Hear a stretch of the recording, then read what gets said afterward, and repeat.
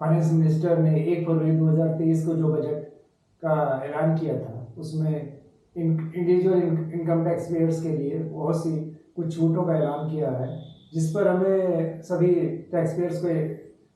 विचार करना चाहिए। पहला तो इन्होंने जो है 2.5 लाख से लिमिट इंडिविजुअल की बढ़ा करके 3 लाख कर दिया, और उन्होंने नए रिजीम में की लिमिट जो उन्होंने 5 लाख से बढ़ाकर 7 लाख की कर दिया है। तो इससे देखने से ये लगता है कि जो लोग जिनकी इनकम 5 लाख से कम है, तो उनको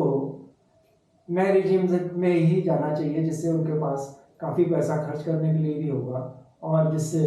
वो अपनी सभी ज़रूरतें पूरी कर सकते हैं। यदि उनका कोई होम लोन या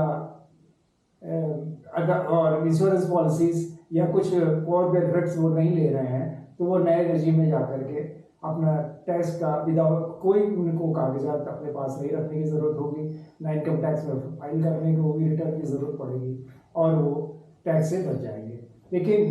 ये देखा गया है कि जो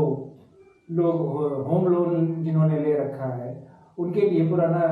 टैक्स रेजिम ज़्यादा अच्छा, क्योंकि 3 लाख तक तो उनको आप इंडिविजुअल टैक्स की छूट मिल जाएगी। 50,000 का स्टैंडर्ड डिडक्शन मिलेगा पुराने रेजिम में, और उनको HRA का भी बेनिफिट मिलेगा। होम लोन अगर उनका कोई है तो 2 लाख की लिमिट तो होम लोन के ब्याज के ऊपर भी मिल जाएगी, और NPS का लेने पर भी उनको जो उसका टैक्स का बेनिफिट मिल जाएगा। इस तरीके से अगर ATC में 1.5 लाख रुपए तक भी आप किसी इंश्योरेंस पॉलिसी में इन्वेस्ट करते हैं या ELSS में भी करते हैं, तो आपको इसका बेनिफिट मिल जाएगा। तो ये नया टैक्स रिजीम जो है से आगे आने पर ऐसा लगता है कि सरकार भी अब चाहती है कि लोग जो है पुराने रिजीम से हट करके नए रिजीम में आ जाएं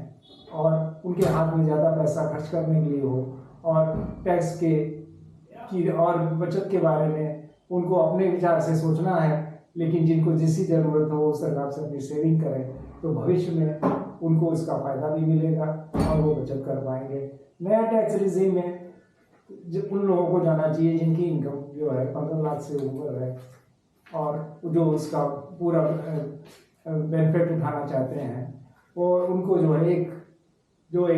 टैक्स की लिमिट है उनकी जो है 10%, 20% और 30% की जो है उनको टैक्स का पड़ेगा उनको, और ज़्यादा से ज़्यादा पैसा उनके आवास हाथ में होगा। लेकिन जिनकी भी इनकम 15 लाख से कम है, मुझे ऐसा लगता है कि अपने CA से इसको समझ करके कि यदि उन्होंने कोई होम लोन ले रखा है और उन्होंने कोई इंश्योरेंस पॉलिसीज उनकी पुरानी चली आ रही है, और उनको इसको पुराने रिजीम का फ़ायदा उठाना चाहिए, क्योंकि पुराने रिजीम में 3 लाख की टैक्स की लिमिट हो गई और उसके बाद अच्छा 50,000 का स्टैंडर्ड डिडक्शन।